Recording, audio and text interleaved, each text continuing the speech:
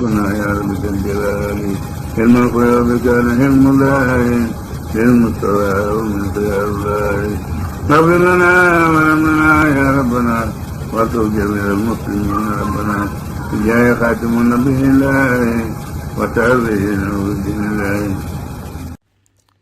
الحمد لله وحده والصلاة والسلام على man la nabiya ba'da. kaddu yi ñu bëgg a teewlu di kaddu Seydina Alxasan Salaam radiallahu anhu des ko laaj ndax sëriñ bi am na ñaan guy waral nit gudd fan. ñu bokk teewlu laaj bi ak li Seydina Alxasan Salaam tontu ñu fas yéene ko leeral insha allahu rabbi. ndax am na ñaan yoo xam ne boo koy ñaan sa fan dina gudd lool. الكفار خضر عليه الصلاة والسلام على نبينا عليه أفضل الصلاة وأزكى السلام وهو اللهم إني أستغفرك من كل ذنب شكر لك منه ثم مصطفيه وأستغفرك من كل ما وهبت من نفسي ثم لم أغفر لك به وأستغفرك من كل عمل يا عالم الغيب حارت به وجهك ولفوج لغاك دودي على بكار danga gudd fan te doo dee alay bor.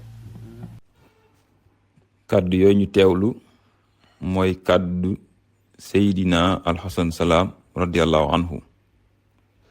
waxtaan wi mi ngi ko seqoon ak ku ñuy wax professeur Alxasan Silla nekkoon chercheur ca IFAN. waxtaan wi mi ngi nekkoon le 26 mai 1990. sëriñ bi des koo laaj ndax am na ñaan yoo xam ne bu ko nit ki dee jàng dana waral ci moom gudd fan suñu borom dogal ko. sëriñ bi ne aha kay ñaan gi moo di bismillahi rahmani rahim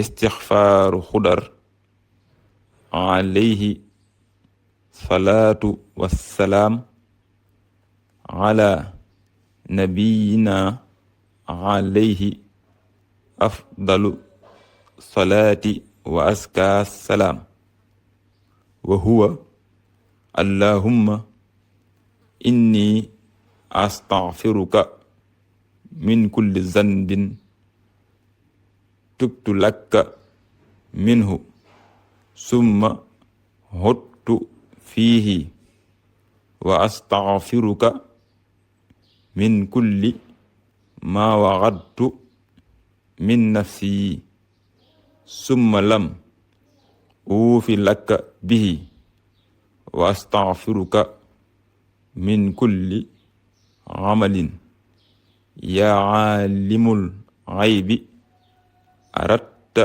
bihi li wajhika allahumma salli ala sayyidina muhammad wa sallim.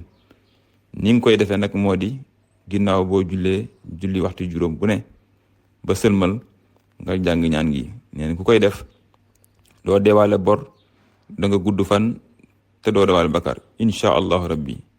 seen mbokk Adama Salaam wasalaamu aleykum wa rahmatullahi taala wa barakaatu.